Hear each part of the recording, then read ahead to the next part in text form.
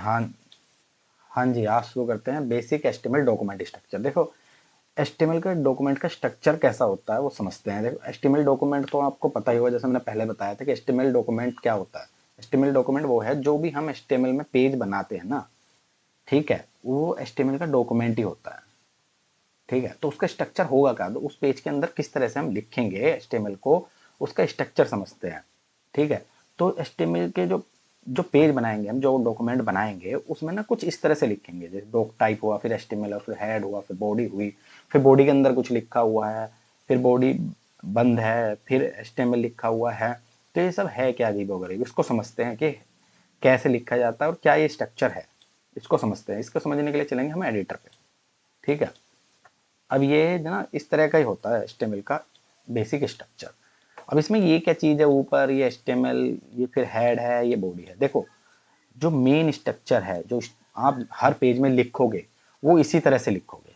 ये लिखना लिखना मस्ट ही है आपको। ठीक है, अब इसमें समझते हैं बारी बारी से कि ये है क्या चीज़, ये क्या चीज़ है हेड, ये क्या बॉडी, क्या चीज़ है। देखो, इसको समझने लगे ना, एक छोटा सा एग्जांपल देके चलता हूँ। जैसे ह्यूमन बॉडी होती है ना, तो उसमें क्या होता है, एक हेड होता है, फिर बाकी चीज गर्दन से नीचे क्या होती है, बाकी सिर से नीचे, मतलब बाकी चीज को हम बॉडी कहते हैं। ठीक है, तो ऐसे ही एचटीएमएल में होता है।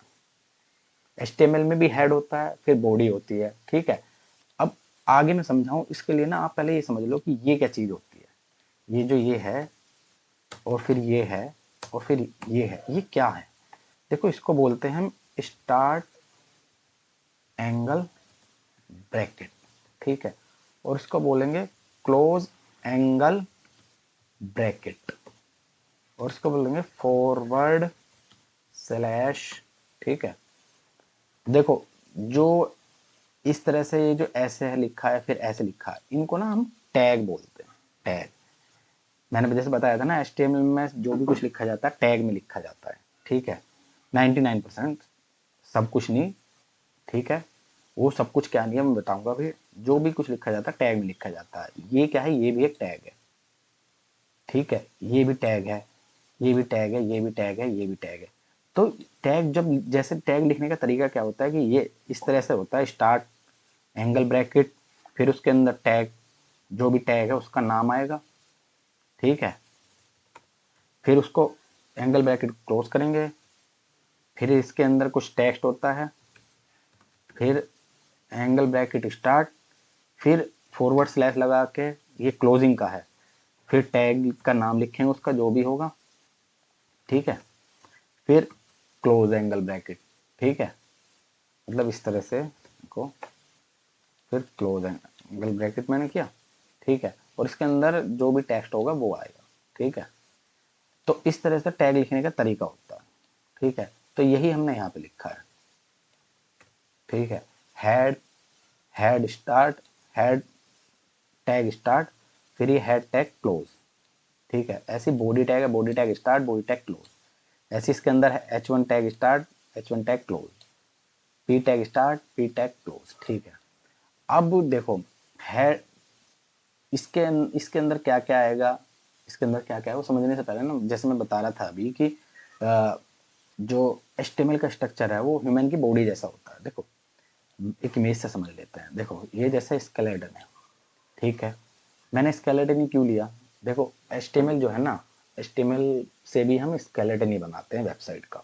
ठीक है, पूरी वेबसाइट तो तभी बनती है जब हम CSS वगैरह, जावास्क्रिप्ट वगैरह यूज करते हैं। ठीक है, एचटीएमएल से क्या है कि एक वेबसाइट को स्ट्रक्चर दे देते हैं, एक स्केलेटन तैयार कर देते हैं। ठीक है, जैसे ह्यूमन का स्केलेटन है, फिर उसके ऊपर स्किन है, कलर है।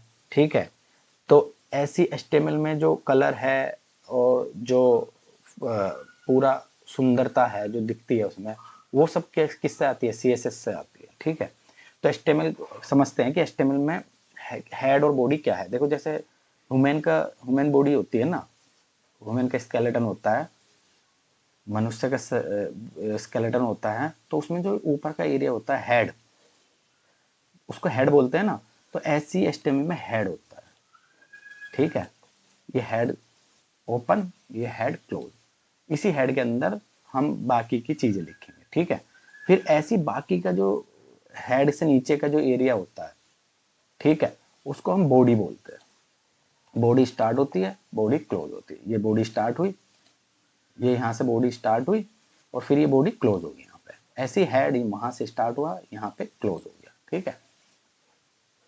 ऐसी बॉडी यहाँ से स्टार्ट हुई फिर यहाँ पे क्लोज होगी।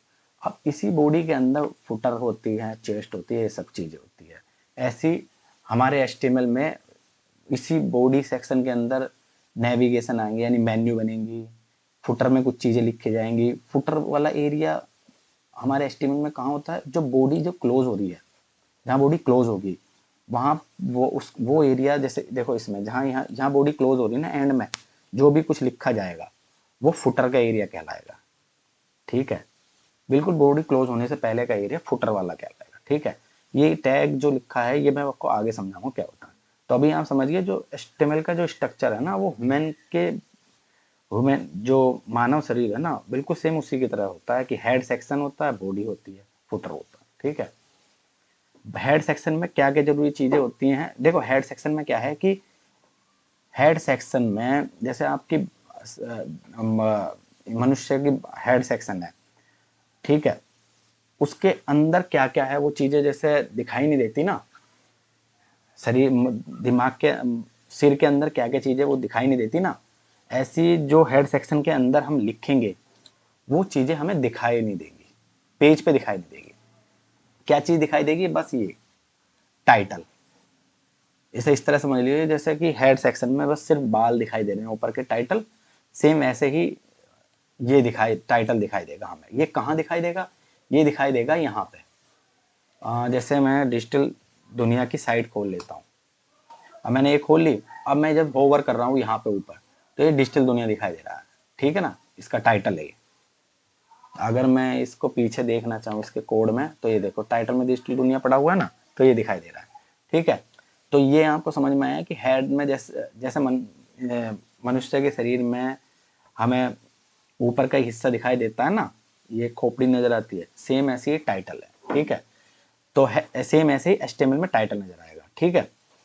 और बाकी जो बॉडी का हिस्सा है, इसी में हम सब कुछ लिखेंगे, वही सब हमें दिखाई देगा। बॉडी के अंदर जो भी लिखेंगे, यानी इस बॉडी के अंदर हम जो भी लिखेंगे वो सब हमें दिखाई देगा। इसमें क्या है, इसमें वो डेटा दिखाई देगा, वो डेटा रखा जाएगा जो हमें दिखाई नहीं देगा, लेकिन वो डेटा होगा इंपॉर्टेंट। वो किस लिए इंपॉर्टेंट होगा, देखो वो किस लिए इंपॉर्टेंट होगा वो मैं आपको अब बताता हूँ, लेकिन पहले अभी हम डॉक टाइप से इसको समझते हैं, ये क्या चीज है, फिर इसको समझते हैं, फिर बाद में इस पे आते हैं, ठीक है। देखो जो ये डॉक टाइप है एचटीएमएल, ये क्या है कि ये एचटीएमएल का ना डॉक्यूमेंट डॉक्यूमेंट डिक्लेरेशन का एक तरीका है। डिक्लेरेशन का एक तरीका है। ये क्या करता है, ये ब्राउजर को बताता है कि ये HTML5 का एक डॉक्यूमेंट है, ठीक है, मतलब पेज है, ठीक है। अब ये लिखना क्या जरूरी है, हाँ जरूरी है, बिल्कुल जरूरी है।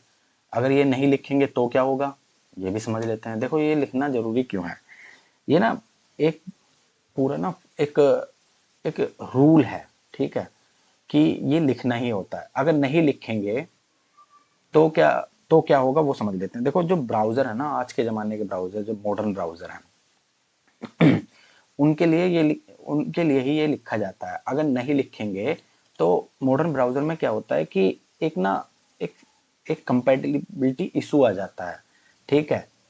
मतलब कि आप अगर नहीं लिखेंगे तो आपकी साइट ना टूटी फूटी नजर आएगी।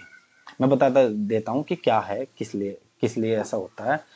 हर ब्राउजर में ना, आज के ब्राउजर में एक क्विक मोड होता है, QUIRK, क्विक्स मोड होता है, जिसे कंपैटिबिलिटी मोड भी बोला जाता है। इसमें होता क्या है कि जो भी ब्राउजर होगा, जब उसको ये टैग नहीं मिलेगा तो वो क्या करेगा, इस मोड को, क्विक्स मोड को ऑन कर देगा। इस मोड में क्या होगा कि वो क्या करेगा कि ब्राउजर ना आपकी वेबसाइट को ओल्ड वेबसाइट की तरह ट्रीट करने लगेगा। तो वो क्या करेगा, आपकी जो नई तरीके से लिखी हुई CSS है उसको उसको नहीं सही से रीड कर पाएगा। जावास्क्रिप्ट अगर लिखी हुई है उसको सही से रीड नहीं कर पाएगा। कोई आइकन लगे हुए हैं आपके, या इमोजी अगर आपने अपनी वेबसाइट में यूज की हुई है, या एनिमेशन यूज किया हुआ है, तो उन सबको नहीं रीड कर पाएगा। वो क्या करेगा, आपकी वेबसाइट को ना पुराने तरीके से दिखाएगा, टूटी फूटी CSS सही से लोड नहीं हो रही है, कोई टेक्स्ट इधर जा रहा है, कोई दूसरी तरफ जा रहा है, तो सही से लोड नहीं कर पाएगा। तो इसको बोलते हैं क्विक्स मोड ऑन होना। ठीक है, तो आपकी वेबसाइट ना सही से दिखाई नहीं दे पाएगी। तो इसके इसी से बचने के लिए, ताकि ये मोड इनेबल ना हो, क्विक्स मोड इनेबल ना हो, इससे बचने के लिए हम ये डिक्लेरेशन देते हैं। ऊपर हम बता रहे हैं ब्राउजर को कि भैया हमारी वेबसाइट को नए तरीके से रीड करना, मॉडर्न तरीके से रीड करना। हम एनिमेशन वगैरह या जो भी कुछ यूज कर रहे हैं उन सबको नए तरीके से, मतलब मॉडर्न तरीके से आप अपने ब्राउजर में डिस्प्ले करना हमारी वेबसाइट को। तो इसका यही यूज होता है। ठीक है, तो ये बहुत जरूरी है, इसको लगाना ही है। फिर आगे बढ़ते हैं HTML। ये क्या है, HTML स्टार्ट है, फिर एंड में HTML क्लोज है। इसी के अंदर हमारा सारा कुछ डेटा जो टैग है वो सब लिखे जाएंगे। ठीक है, अब इसके अंदर क्या हम डायरेक्ट टैग नहीं लिख सकते क्या, इस तरह से पी वगैरह, पी इस तरह से हेलो, या फिर इस तरह से ऐसे नहीं नहीं लिख सकते। चलने के लिए चल भी सकता है लेकिन ये सही तरीका नहीं है, तो इस तरह नहीं लिखेंगे। सही तरीका हम यही फॉलो करेंगे, पहले हेड सेक्शन लिखेंगे, फिर बॉडी स्टार्ट करेंगे, क्लोज करेंगे, फिर बॉडी के अंदर सब कुछ लिखेंगे। अब इस हेड सेक्शन के अंदर क्या क्या आएगा, जैसे मैंने बताया था टाइटल आएगा जो आपको यहाँ पे शो होगा ऊपर। ठीक है, फिर मेटा डेटा आएगा, इस सबको बोलते हैं मेटा डेटा। ये है इन सबको मेटा डेटा बोलते हैं। अब ये मेटा डेटा क्या है, देखो ना, ये जो ना एक तरह का डेटा ही होता है। अब ये होता किस लिए है, ये ना आपके पेज को समझने के लिए, सर्च करने के लिए और ऑर्गेनाइज करने के लिए, मतलब तरीके से रख रखाव के लिए, क्या चीजें शो होनी है आपके पेज पे, वो इन सब के लिए होता है। ठीक है, अब आप इसे इस तरह से भी समझते हो कि जैसे आप ना, आपके कंप्यूटर में कोई इमेज पड़ी होगी, तो जब आप उस पर राइट क्लिक करेंगे ना, और उसकी प्रॉपर्टी में जाएंगे और डिटेल में जाएंगे, तो आपको ना कुछ टाइटल वगैरह ये सब डेटा दिखाई देगा। देखो मैं एग्जांपल के लिए आपको बता देता हूँ। मान लिया मैं इस इमेज पे जाता हूँ, या कोई भी एक इमेज है, मैं इस पे ही जाता हूँ और मैं प्रॉपर्टी में गया, फिर मैंने डिटेल में गया तो आपको दिखाई देगा टाइटल, टैग्स, कमेंट, ऑथर, ये सब है ना। तो ये क्या है, ये इसका मेटा डाटा है। इससे क्या होता है कि ये इमेज ना इस कंप्यूटर के अंदर जब मैं यहाँ से सर्च करूंगा या किसी और पर्पस के लिए, तो ये ना ये मेटा डेटा यूज होगा। ठीक है, ऐसे ही सर्च इंजन में क्या होगा, वो सॉरी ऐसी वेबसाइट में क्या होगा, ये जो डेटा होता है ना, ये क्या है कि जैसे सर्च इंजन के लिए बहुत जरूरी होता है, आपने टाइटल यूज किया है, ये यूज किया है, इस तरह का। तो सर्च इंजन क्या है, इसको आसानी से आपके पेज को सर्च कर पाता है, इंडेक्स कर पाता है। ठीक है, तो ये सब इसलिए होता है मेटा डेटा। ठीक है, अब हम एक एक करके समझते हैं कि ये मेटा डेटा किस लिए यूज होता है, ये किस लिए यूज होता है, ये किस लिए यूज होता है। इसको मैं ऊपर कर देता हूँ। ठीक है, देखो इनमें से जो ये दो हैं, दो क्या तीन है, ये तो जरूरी है। टाइटल भी आपको हर पेज पे लगाना है। अब ये टाइटल, टाइटल में क्या क्या आ सकता है, जो जो जिस पेज जो पेज जिस बारे में होगा आप वही टाइटल डालेंगे, या सर्च इंजन के हिसाब से भी डालते हैं। जब सर्च इंजन ऑप्टिमाइजेशन करते हैं तो उसके हिसाब से भी डालते हैं। लेकिन अगर आपका होम पेज है तो होम होम का टाइटल डालोगे, अबाउट है तो अबाउट का पेज है तो, कॉन्टैक्ट का पेज है तो कॉन्टैक्ट का। ठीक है, अब ये जो है मेटा कैरेक्टर UTF-8, ठीक है, ये क्या चीज़ है, देखो ये क्या करता है, आपके ना जितना भी एक कैरेक्टर वगैरह है सब यहाँ पे लिखे जाएंगे, इनको ना बाइनरी फॉर्मेट में कन्वर्ट करता है। अब ये आपकी साइट में अगर आपने कुछ आइकन यूज किए हुए हों, या इमोजी, या फिर special character character special character कैसे, जैसे कि डॉलर है, हैश है, @ है, एंड है, स्टार है, और इस तरह के कुछ भी हैं ये यूज़ किए हैं, या इमोजी है स्माइली वाली, या कुछ आइकन वगैरह है फ़ॉन्ट ऑसम वगैरह के, तो इस तरह का कुछ भी यूज़ किया, या आपने कुछ इंग्लिश में ली हुई है अपनी वेबसाइट, या हिंदी में बनाई हुई है, किसी और लैंग्वेज में उर्दू में बनाई हुई है, तो आप अगर आप इस टैग को नहीं लगाते हैं तो क्या है कि आपकी साइट में ना कुछ बॉक्स बॉक्स से नज़र आएंगे, या इस तरह से नज़र आ सकती है साइट, या कुछ बॉक्स से नज़र आ सकते हैं, मतलब कुछ ऐसा दिखाई देगा अजीब सा जो पढ़ने में नहीं आएगा। मतलब आपने कुछ भी टेक्स्ट लिखा होगा ना जो भी अपनी साइट में इंग्लिश में या हिंदी में या उर्दू में किसी में भी होगा, तो वो क्या है कुछ क्वेश्चन मार्क की फॉर्मेट में हो सकता है, या ऐसे ऐसे नज़र आएगा, सही टेक्स्ट आपको नज़र नहीं आएगा।